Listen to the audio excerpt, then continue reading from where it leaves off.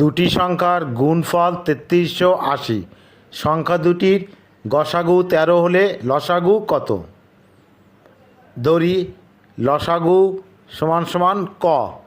আমরা জানি লসাগু গুণ গসাগু সমান সমান সংখ্যাদ্বয়ের গুণফল।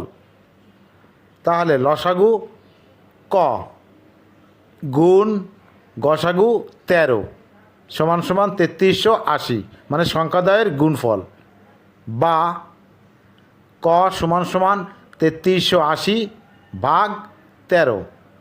তাহলে ১৩ দিয়ে ৩৩৮০কে ভাগ দিলে হবে ২৬০। তাহলে বা ক সমান সমান ২৬০। উত্তর হবে ক ২৬০।